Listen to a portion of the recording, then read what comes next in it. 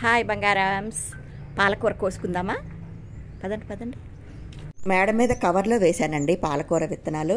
ఎంత బాగా వచ్చేసిందో చూడండి. పాలకూర, పచ్చిమిరపకాయలు, వెల్లుల్లి, జీలకర్రతో పచ్చడి చేసుకుందాం. రోజు కట్ చేద్దామని అనుకోవడం అలా వారం అయిపోయిందండి. పండాకులు వచ్చేస్తున్నాయి, ఇంకా లాభం లేదు, కోసేయాలి అని మేడపైకి వచ్చాను. రైస్ బ్యాగ్ ఖాళీ అయ్యాక అందులో ప్యాకేజీ అట్ట ముక్కలు ఉంటాయి చూడండి, అవి వేసి ఎండాకులు, పచ్చాకులు అన్నీ వేసి కొద్దిగా మట్టి వేసానండి. అందులో పాలకూర విత్తనాలు వేసాను. ఎంత బాగా వచ్చేసిందో చూడండి. ఇదేనండి ఫస్ట్ టైము ఈ కవర్లో కొయ్యడం. ఇంకో కుండీలో కూడా ఉందండి పాలకూర, రెగ్యులర్గా నేను కోస్తుంటాను కదా, అది ఇది కలిపి చేసుకుందాం. పుల్లటి మజ్జిగ, బియ్యం కడిగిన నీళ్లు వేస్తానండి, అంతే. చూడండి ఎంత ఫ్రెష్గా ఉందో. మన చేత్తో మనం ఇలా ఆర్గానిక్గా పెంచుకుంటే ఆ కర్రీకి కానీ పచ్చడికి కానీ భలే టేస్ట్ వచ్చేస్తుందండి. మొక్కలు పెంచడం అంటే చాలా ఇష్టం అండి నాకు. ఒకసారి మా మ్యారేజ్ డేకి మంచి పింగాణి పాటు నాకు గిఫ్ట్గా ఇచ్చిందండి మా తోటికోళ్ళు. అందులో మంచి పింక్ కలర్ గులాబీ తీసుకువచ్చి వేశాను. మా బాల్కనీ గట్టు మీద పెట్టానండి గులాబీ మొక్కను. విరగపూసేవండి బొకేలా. రోడ్డు మీద వెళ్ళే వాళ్ళందరూ ఆ మొక్కను అలా చూస్తూ వెళ్ళేవారు. గులాబీ మొక్క కథ మళ్ళీ కంటిన్యూ చేస్తాను. మా వెనకాల తోట చూడండి ఎలా వెలవెల పోతుందో. పాములు ఎక్కడున్నాయో ఏంటో పాపం. కింద కుండీలో పాలకూర కోసుకుందాం రండి. ఇప్పటికే 3 సార్లు కోసాను కదా పాలకూర, చూడండి మళ్ళీ ఎలా వచ్చేసిందో. మాకు 2014లో హుద్హుద్ వచ్చింది కదండి, అప్పుడు ఆ గులాబీ మొక్క కుండీతో సహా కింద రోడ్డు మీద పడిపోయిందండి. కుండీతో పాటు నా గుండె కూడా ముక్కలైపోయింది. మొక్క కూడా నీటిలో కొట్టుకెళ్ళిపోయిందండి. చాలా పెద్ద గట్టు మీద పెట్టానండి, కింద పడే ఛాన్సే లేదు. లేదంటే రోడ్డు మీద ఎవరి మీదైనా పడితే ప్రమాదం కదా. తెగ ఫీల్ అయిపోయానండి. హుద్హుద్ వచ్చే వైజాగ్ అంతా అతలాకుతలం అయిపోతే నువ్వేమో గులాబీ మొక్క కోసం బాధపడిపోతున్నావు అని ఆ అంకుల్ గారు ఫుల్గా వాయించారు నన్ను. మా బిల్డింగే ఊగిందండి హుద్హుద్ అప్పుడు. అలాంటిది చిన్న కుండి ఆగుతుందా? చాలా పెద్ద డిజాస్టర్ అండి వైజాగ్కి అప్పుడు. కానీ త్వరగానే కోలుకున్నాము. టెర్రస్ మీద ఉండే పెద్ద పెద్ద నీళ్ళ ట్యాంకులు కూడా పడిపోయాయండి. వారం రోజులు నీళ్లు లేక, కరెంటు లేక చాలా ఇబ్బందులు పడ్డామండి. నా జీవితంలో భయంకరమైన అనుభవం అండి హుద్హుద్. ఇంకొకటి హెచ్పిసిఎల్ ప్రమాదం. అప్పుడు మా చిన్నవాడు కడుపులో ఉన్నాడు. మేము గాజువాకలో ఉండేవాళ్ళం. అప్పుడు అందరూ తట్ట బుట్ట కోళ్ళు కుక్కలు పట్టుకొని పరుగులు పెడుతుంటే నాకు కాళ్ళు వణికిపోయాయండి. చాలా భయపడిపోయాను. ఏం చేయాలో తెలియని పరిస్థితి. ఇంకాసేపట్లో హెచ్పిసిఎల్ పేలిపోతుంది, ఇంకొక గంటలో పేలిపోతుంది అనే రూమర్స్ అండి. పెట్రోల్ దొరికే పరిస్థితి లేదు, ఎందుకంటే హెచ్పిసిఎల్ కదా. పెట్రోల్ బంక్ నిండా జనాలు క్యాన్లు పట్టుకొని కొద్ది దూరంలో ఉన్న మా ఆడపడుచు గారి ఇంటికి వెళ్ళిపోయామండి భయపడిపోయి. ఆ రోజంతా భయంతో కాళ్ళు చేతులు వణికిపోయాయండి. ఆ రోజు ఏంటండి వారం రోజులు ఏవేవో రూమర్సు. మర్నాడు పేపర్ చదివితే తెలిసిందండి ఎంత భయంకరమైన సిచ్యువేషను అని. సరే అండి పచ్చడి చేసుకుందాం రండి. ఆకుని శుభ్రంగా 2-3 సార్లు కడుక్కోండి.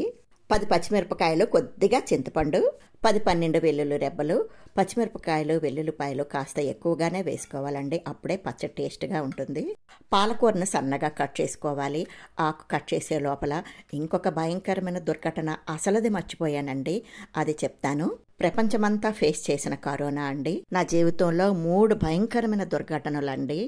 2020 మార్చి 13న పెదబాబు మ్యారేజ్ అండి. మ్యారేజ్ అయిన వారం రోజులకి మోడీజీ రాత్రి లాక్డౌన్ పెట్టేశారు కదా. మ్యారేజ్ బాగా అయిపోయింది, ఎక్కడ వాళ్ళు అక్కడికి వెళ్ళిపోయారు కాబట్టి ఫస్ట్ వేవ్లో అంత పెద్ద ప్రాబ్లం అవ్వలేదండి. కానీ సెకండ్ వేవ్లో చిన్నబాబుకి కరోనా వచ్చేసిందండి. అప్పుడు మాత్రం నేను చాలా భయపడిపోయానండి. సెకండ్ వేవ్ చాలా దారుణంగా ఉంది కదా.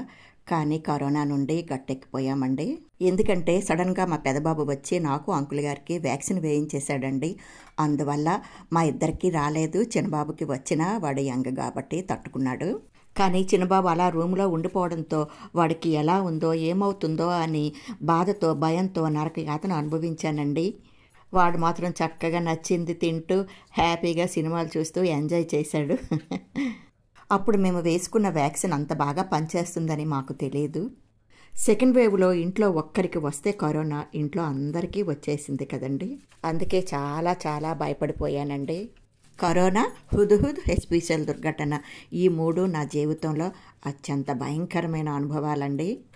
హుద్హుద్ టైంలో అయితే మేము ఫస్ట్ ఫ్లోర్లో ఉండేవాళ్ళమండి.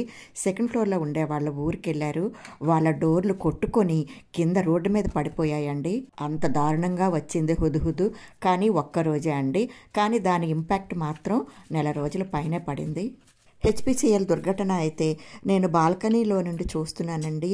దూరం నుండి తట్టా బుట్టా పట్టుకొని గ్రామాలు వెళ్ళిపోతుంటే ఎంత భయమేస్తుందో ఒక్కసారి ఊహించుకోండి. ఎటు వెళ్ళలేని పరిస్థితి. కానీ అది కూడా ఒక్కరోజేనండి. మహమ్మారి కరోనా టైంలో మాత్రం అందరము రోజుల తరబడి ఇబ్బంది పడ్డాము. ఎవ్వరూ హెల్ప్ చేయడానికి వచ్చేవారు కాదు. మా ఇంటికి వస్తుంటాడు చూడండి సాయి మాత్రం ప్రాణాలకు తెగించి హెల్ప్ చేసాడండి మాకు. తను కూడా వాళ్ళ అమ్మగారికి ఒక్క బిడ్డే, వద్దు నాన్న రావద్దు అన్నా వినేవాడు కాదు. ఉదయం 10 నుండి 11 వరకు గవర్నమెంట్ బయట తిరగడానికి అనుమతి ఇచ్చింది కదండి. ఆ టైంలో వచ్చి మాకు ఏమేం కావాలో అవన్నీ హెల్ప్ చేసి వెళ్ళిపోయేవాడు. సాయి చేసిన మేలు మేము జన్మలో మర్చిపోలేమండి. అంత మంచి కుర్రాడు. మా నికేత్ అంటే పంచి ప్రాణాలండి సాయికి. వాడు నా పరిస్థితిలో చూసి తల్లడిల్లిపోయాడు. మీతో మాట్లాడుతూ ఆకు కట్ చేసేసాను, పచ్చిమిరపకాయలు కట్ చేసేసాను, వెల్లుల్లిపాయలు ఘాట్లు పెట్టేశాను, గిన్నెడు కొత్తిమీర సన్నగా కట్ చేసి తీసుకున్నానండి. ఇప్పుడు కళాయి పెట్టి అందులోని కాస్త ఎక్కువగానే ఆయిల్ వేసుకోవాలి, ఎందుకంటే అన్నంలో కలవాలి కదా. వెల్లుల్లి వేసి బాగా వేగాక జీలకర్ర స్పూన్ పైన వేసుకోవాలండి.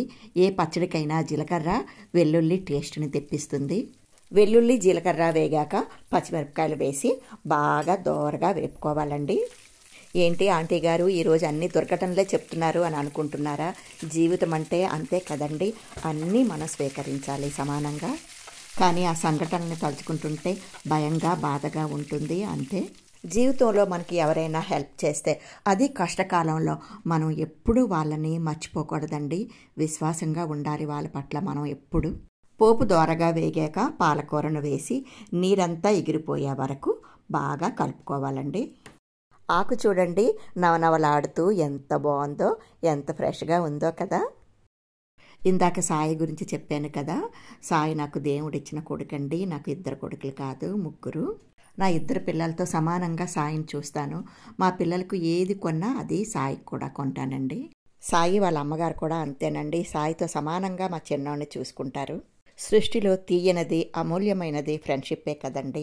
నాకు మా చిన్నోడికి ఫ్రెండ్స్ అంటే చాలా ఇష్టమండి. మా పెద్దబాబు పెళ్ళి కూడానండి నా ఫ్రెండ్స్ మా చిన్నోడు ఫ్రెండ్సేనండి. దగ్గరుండి మరీ ఆర్గనైజ్ చేశారండి. చేసిన మేలు మర్చిపోకూడదండి. అలా మర్చిపోతే మనం మనుషులమే కాదు. అందుకనే నేను ఇలా మీతో పంచుకుంటున్నాను. నీరంతా ఎగిరిపోయి దగ్గర పడిన తర్వాత కొద్దిగా చింతపండు, 1 స్పూను ఉప్పు వేసి మళ్ళీ ఒక్కసారి కలుపుకోవాలి. ఉప్పు వేయడం వల్ల నీరు వచ్చేస్తుందండి. నీరంతా ఎగిరిపోయే వరకు స్టవ్ మీద ఉంచి దగ్గరగా అయ్యే వరకు కలుపుకొని ముందుగా మనం కట్ చేసి పెట్టుకున్నాం కదండి కొత్తిమీర, అది ఒక గిన్నెడు వేసి 1-2 నిమిషాలు కలిపి స్టవ్ ఆఫ్ చేసుకోవాలండి. చాలా కమ్మగా ఉంటుందండి పచ్చడి. ఇంకా వేరే ఏమీ అవసరం లేదండి. ఈ పచ్చడితోనే అన్నం అంతా తినేయవచ్చు. అంత బాగుంటుంది. చాలా క్విక్గా కూడా అయిపోతుందండి. పచ్చడి ప్రిపేర్ చేస్తూ నా ఫీలింగ్స్ అన్నీ మీతో పంచుకున్నందుకు నాకు చాలా ఆనందంగా ఉంది. మీకు ఏమనిపిస్తుందో నాకు కామెంట్ చేయండి. నాకు కామెంట్స్ అంటే చాలా ఇష్టమండి. మొన్న షార్ట్స్లో కొబ్బరి జున్ను అనే వంటకం పెట్టానండి. దానికి ఒక కామెంట్ వచ్చింది. చాలా కామెంట్స్ వచ్చాయండి దానికి. అందులో ఒక కామెంట్, అమ్మా మీ గొంతు చాలా బాగుంటుంది, నాకు పదే వినాలనిపిస్తుంది, ఎన్నిసార్లు చూశానో మీ వీడియో లెక్కే లేదు అని పెట్టారండి. ఆ కామెంట్ని ఎన్నిసార్లు చదివానో నేను. ఆ రోజంతా అదే తలుచుకొని మురిసిపోయానండి. కామెంట్స్కి అంత వాల్యూ ఉంటుందేమో, మన కష్టాన్ని ఒకరు గుర్తించారు అని చాలా సంతోషంగా అనిపించిందండి. ఇంకొక కామెంట్లో ఏమో మీ గొంతు వింటుంటే తెలియకుండానే నా ముఖంలో నవ్వు వస్తుంది అని ఉందండి. అది చూసి ఎంత నవ్వుకున్నానో. కొబ్బరి జున్ను షార్ట్లో ఉంది చూడండి ఆ కామెంట్స్. పాలకూర బాగా చల్లారాక మిక్సీలో వేసి 2-3 సార్లు తిప్పుతూ గ్రైండ్ చేసుకోవాలండి. ఉప్పు చూసి ఇప్పుడే పడితే మళ్ళీ వేసుకోండి. నేను వేసిన స్పూన్ ఉప్పే సరిపోయిందండి, ఇంకా అవసరం లేదు. గ్రైండ్ చేసేటప్పుడు వాటర్ మాత్రం పోయకండి, బాగా పలుచగా అయిపోతుంది. ఆకుకూరలో తడే సరిపోతుందండి. చూడండి ఎంత బాగా వచ్చిందో. 2-3 సార్లు కలుపుతూ గ్రైండ్ చేసుకోండి. ఈ పచ్చడికి పోపు అవసరం లేదండి, కావాలంటే పోపు వేసుకోవచ్చు, కానీ పోపు లేకుండానే బాగుంటుందండి. చూడండి పచ్చడి ఎంత బాగా వచ్చిందో, గ్రీన్గా ఏదో కలర్ కలిపినట్లు. చూస్తుంటేనే తినేయాలనిపిస్తుంది కదా.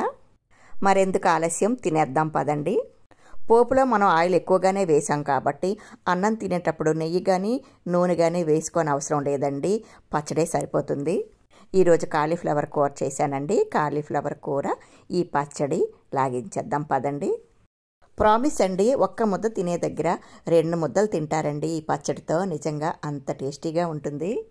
ఈ పచ్చడి కానీ మీకు నచ్చితే లైక్ చేయండి. కరోనా హుద్హుద్ గురించి మీకు తెలిసిన విషయాలు కామెంట్ చేయండి.